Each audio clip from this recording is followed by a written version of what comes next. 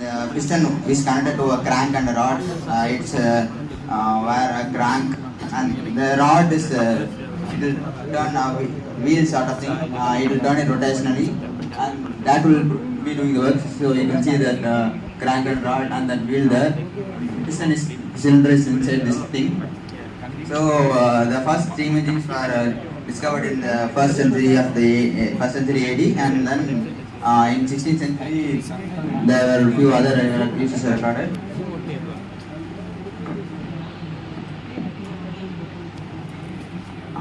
In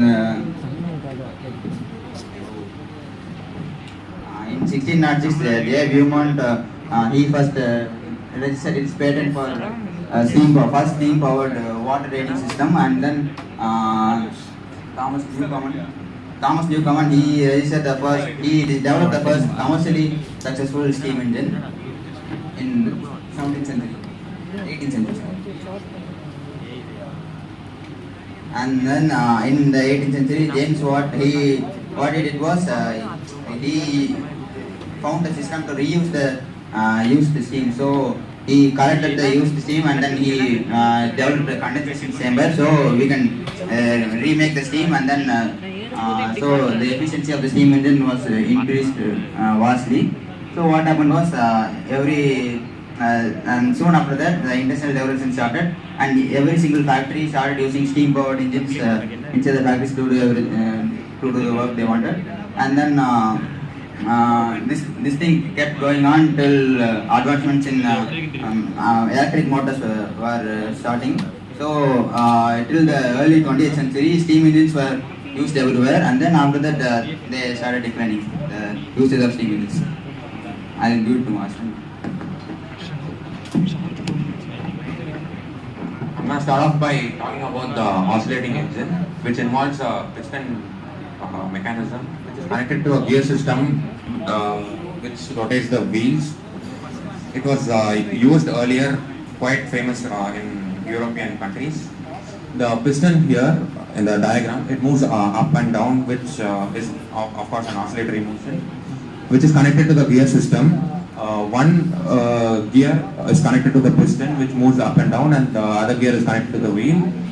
The gear connected to the wheel is fixed, and the gear connected to the piston moves around the wheel, which is also called as the sun and planet gear system, because the sun stays in the center and the planets rotate around the sun. No heat engine is as efficient as the Carnot engine is quite a bold statement which still stands true to this day. It is a theoretical statement, of course. According to the Carnot theory, it states that the Carnot cycle involves one isothermal expansion as well as an isothermal compression, as well as an adiabatic expansion and an adiabatic compression.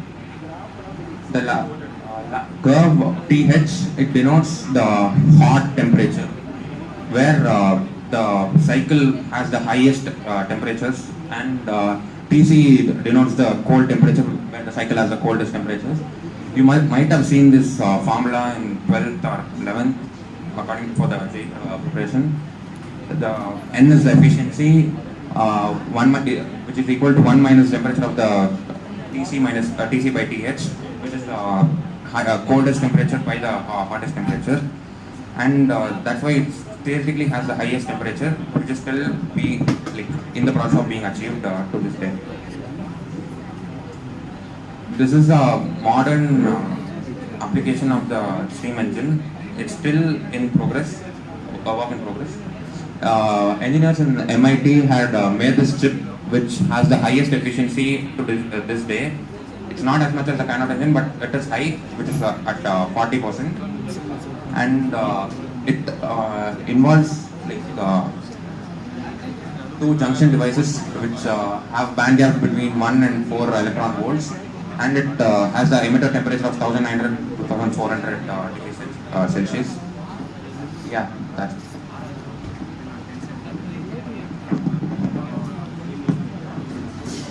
So now let's look at the concept of the steam engine. How does a simple steam engine work? First part is tender. Tender is nothing but the coal car of the steam engine, which contains, it is like a storage unit. It stores fuel and water that is required for the steam. Why does tenders are more essential? Because they have more large water capacity and they store fuel. And also without the tender, the engine would require frequent refill, which is not feasible as locomotives have to cover large distances. This is how a typical tender looks like. Next boiler. What is the boiler? Boiler will use the heat and it converts the fuel and uses the heat by heating the fuel and converts the water into a steam.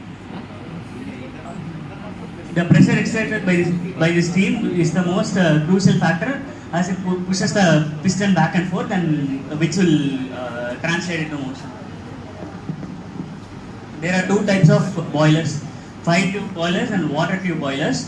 The first type is like the steam will pass through the tube, and due to the heat, the heat will pass through the tube, and due to the heat, the water surrounding the tube will form into steam. Whereas water tube boilers, the water will pass through the tube, and due to the heat, in the tube itself, the water will convert into steam. This is more useful because the water will be inside the tube, which will lead to high pressure steam. Next is pistons. The piston of steam engine will be like there will be two parts. One is the valve. Another is the main piston. Here there will be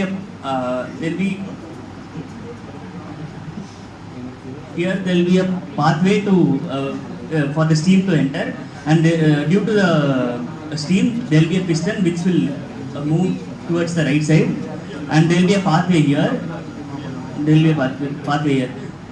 But this will move first, and gradually this will also start to move. So the steam will move to the right side and escape via the right side, and again the steam will move from the there will be another pathway here, and the piston will move like back and forth using this mechanism.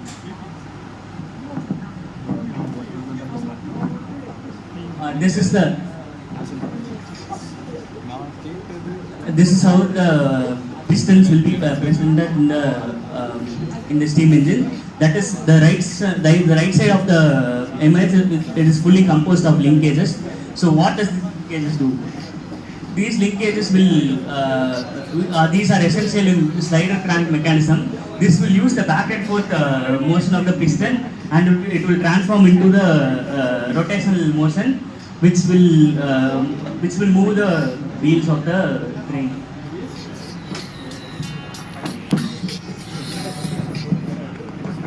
So I'm going to talk about the research work targeted for the steam engine. So for every experiment there should be an early idea, like early experiments. The first one for idea of steam engine came from a device called AATHAVAN.P. It was found in Egypt, and it was a steam turbine which spins with the help of steam. And the next was a rudimentary steam turbine device, was found in 1551 in Egypt. And the research was to develop the steam engines. Like there are 5 which I took in this PPT. The first one is a thermodynamic and heat transfer. And because most of the heats get wasted in the steam engine, so we should conserve the heat energy from the steam engine. So and the combustion and emission. While combustion and emission, many toxic gases are releasing from the steam engine, so we should control it from that, so that we should enhance a new efficient fuel. And the materials and component design. The design of the steam engine is very important because it deals with the both thermodynamic and the combustion emission area. So and materials like advanced materials, so that the heat energy will not be wasted. And the last one is a control system, like how to control the steam inside the machine is very important, so that we can control the pressure of the steams and the flow of steam. The research field developed by steam engines. The first one is thermodynamics, because it gives more challenges in the thermodynamic swing, so that the scientists have get challenged for developing the steam engine, but not now. Material science is like to develop the advanced materials so that the heat won't be wasted. And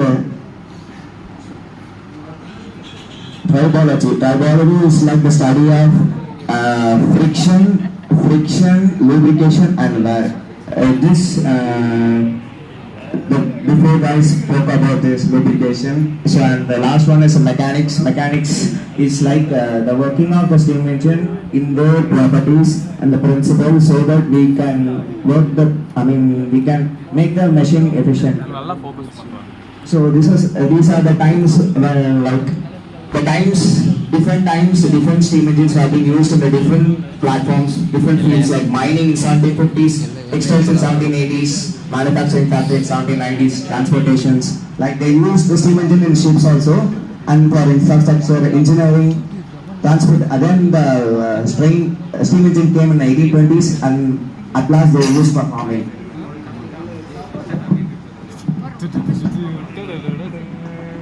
I am here to tell the conclusion. It includes the major advantages and disadvantages of steam engine.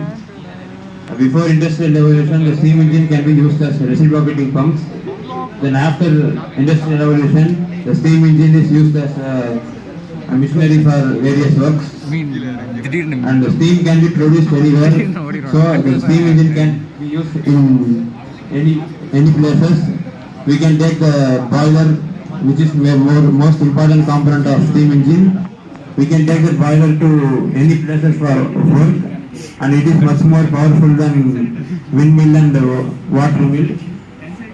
And it is also used as various applications like refrigerator, air and conditioning and heat pumps. And fuels of steam engine can be taken from the various combustible materials like wood and furniture, etc. The disadvantages of steam engine: it is huge and heavy.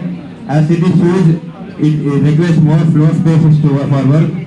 As it is heavy, we cannot use the steam engine in small vehicles like cars and motorbikes. And it does not start at once because it takes more time for steam, and we want to produce the steam. And it is unsafe due to boiler because boiler has it is the area of high temperature and high pressure. There is a chances of explosion with by giving high pressure. So to avoid explosion in boiler, we can use as lead component in chemistry. And it has low efficiency due to low heat temperature. It should be maintained regularly because it is a major disadvantages of steam engine. We want to more conscious about safety measures, and boiler should not be overheated.